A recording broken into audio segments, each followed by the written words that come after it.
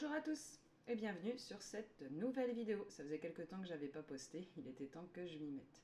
Alors aujourd'hui j'avais envie de vous parler de la transformation intérieure. J'en parle assez régulièrement en fait, mais je me suis dit que c'était peut-être pas hyper clair en fait de qu'est-ce que j'entends par transformation intérieure. Parce que c'est vrai que ça paraît assez vaste, peut-être un peu nébuleux pour certains du coup. Eh bien en fait la transformation intérieure, je vois ça comme inhérent à notre chemin spirituel. Si on veut que ça s'améliore dans notre vie, et je pense qu'on a tous envie que ça s'améliore dans notre vie, on a envie que plus ça passe en fait, plus il y ait de l'apaisement, plus il y ait de la sérénité, on n'a plus envie de se prendre la tête comme on pouvait le faire auparavant. Il y a vraiment un moment où on a on a envie, et c'est un besoin d'ailleurs, que ce soit vraiment plus calme dedans. Et que du coup on le ressente aussi à l'extérieur.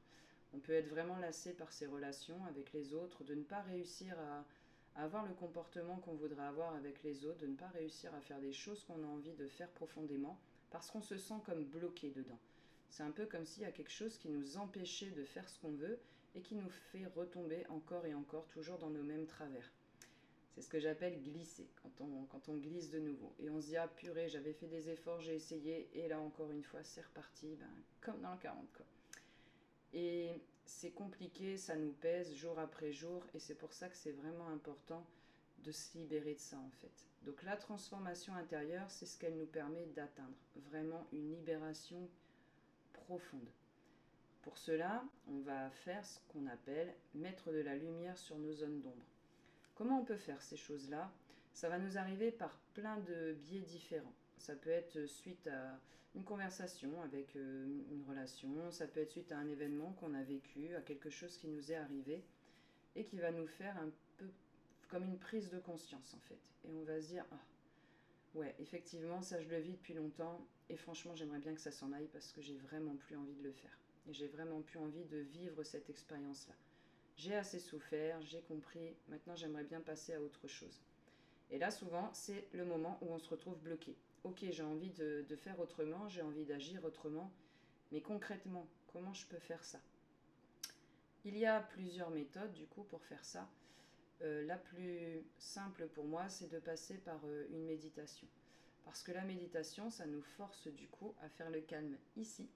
Et comme on n'est plus concentré comme un hamster dans sa roue sur les pensées qui tournent en continu, des pensées qui sont générées du coup par notre mental ici, le cerveau gauche, et c'est toujours des pensées du coup qui vont être lourdes, qui vont être répétitives, qui vont être négatives, c'est toujours chargé de jugement, de devoir, il faut que je dois parce que sinon ça va être la fin du monde, etc.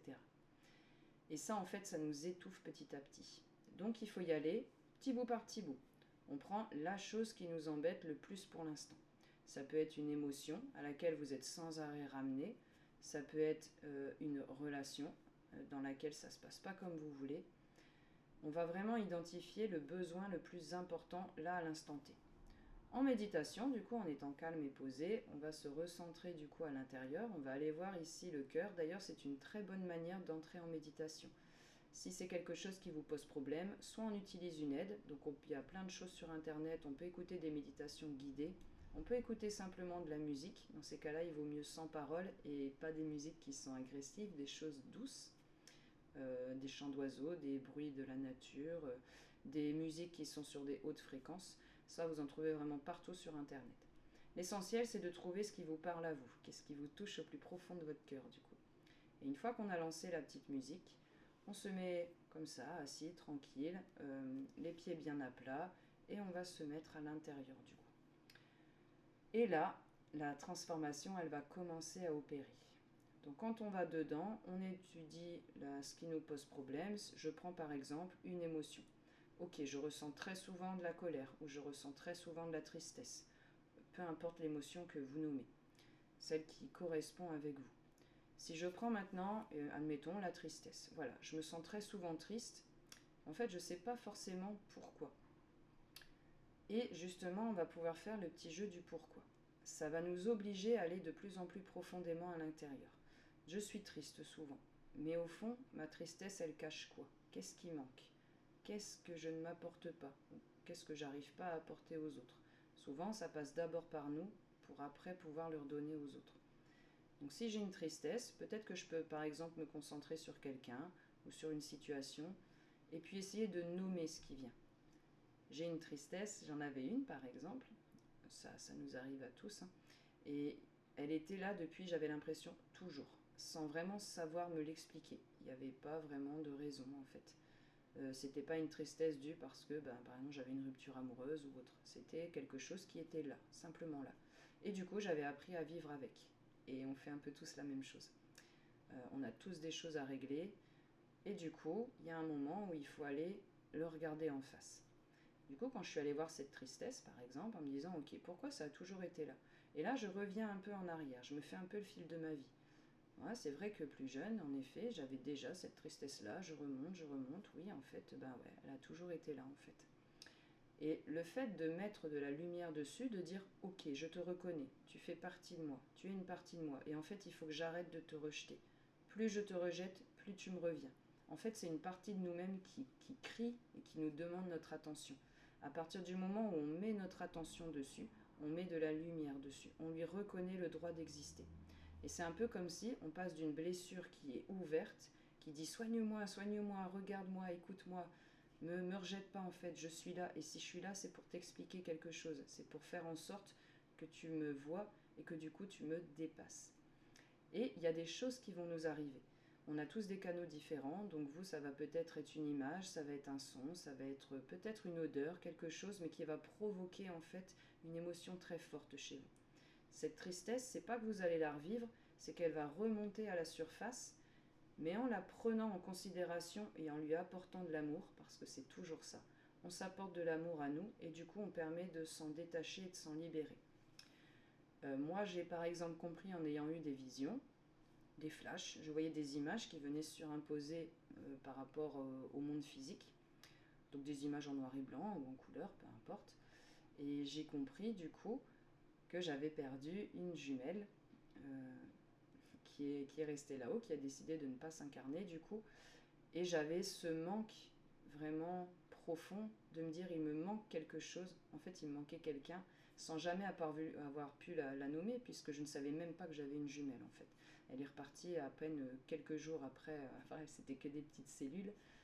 Du coup, ma mère n'avait jamais eu conscience qu'elle avait perdu une des jumelles du coup.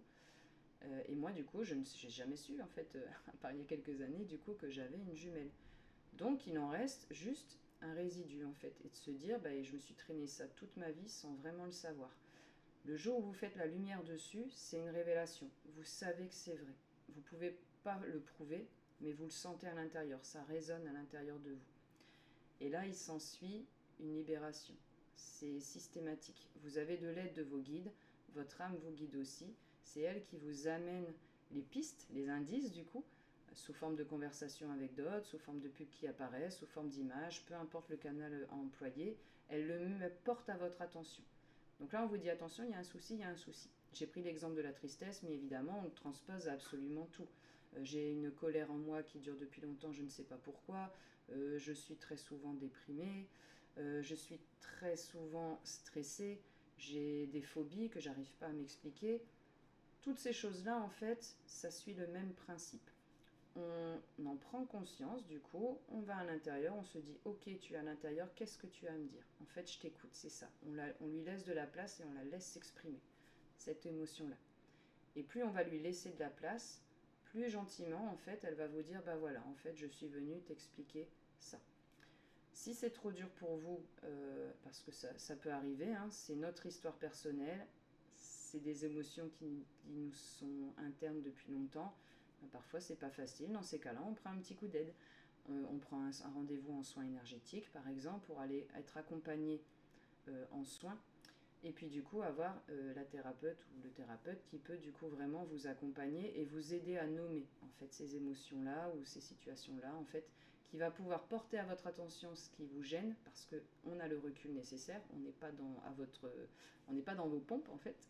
Donc, c'est plus facile pour quelqu'un de l'extérieur. Donc c'est tout à fait possible de le faire soi-même.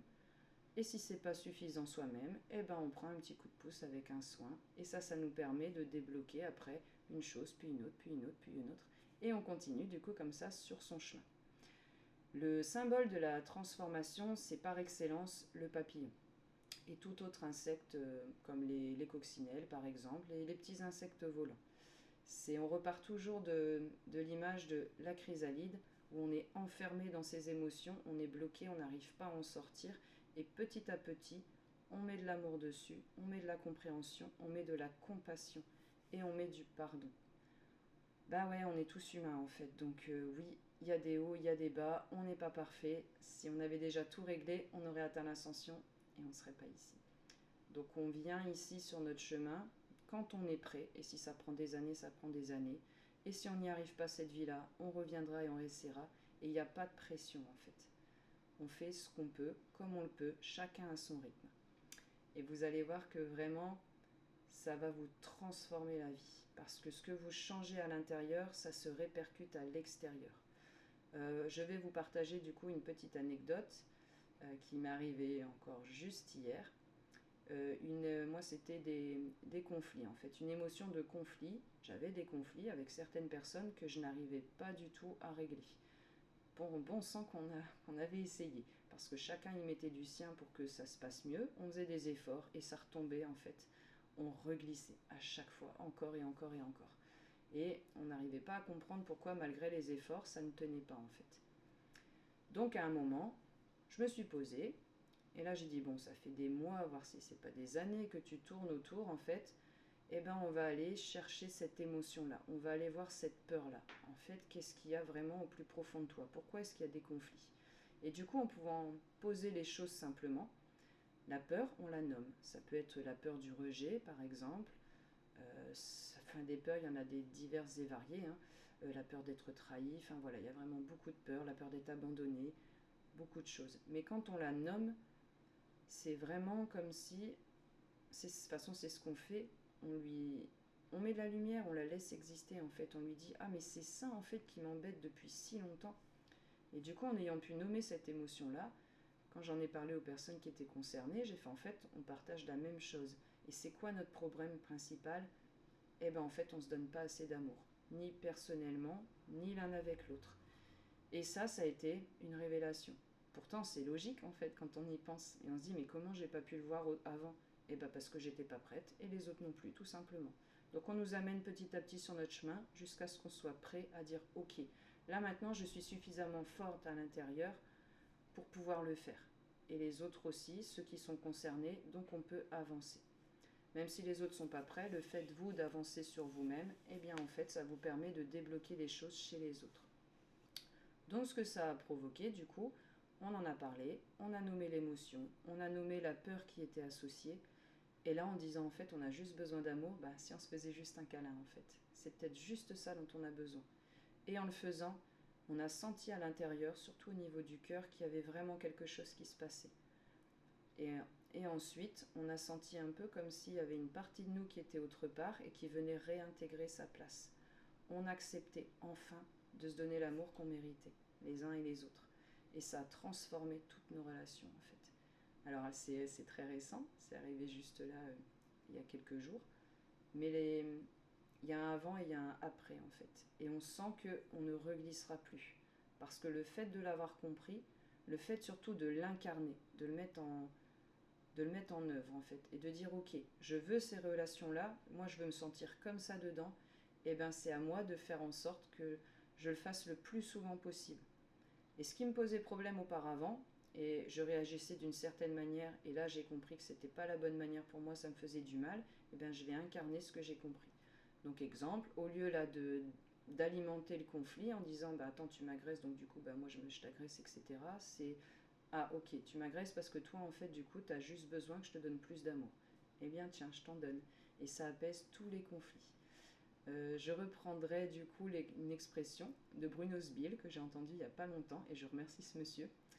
Il disait en fait on peut enlever énormément de conflits, on peut apaiser énormément de problèmes juste en prenant les autres dans ses bras. Je l'ai mise en application et je le remercie une nouvelle fois parce que ça change la vie. Et c'est ce que je vous invite à faire aussi. Peu importe l'émotion qui vous pose problème, tout ce qui vous dérange, avec de l'amour, on change tout en fait.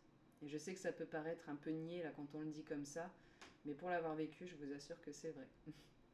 Je, je souhaiterais, si vous avez envie de partager, eh ben, vous écoutez, voir ce que vous, ça vous fait, quelles sont les émotions qui vous posent problème. Est-ce que vous arrivez du coup à comprendre le concept de mettre de la lumière dessus, de laisser exister une émotion et du coup de voir ce qui se passe quand on accepte en fait de le faire. Est-ce que ça vous est arrivé? Surtout, vous n'hésitez pas à partager ici. Ça me fait toujours très plaisir d'avoir des commentaires et de pouvoir y répondre du coup. Et je vous dis à très vite pour une prochaine vidéo.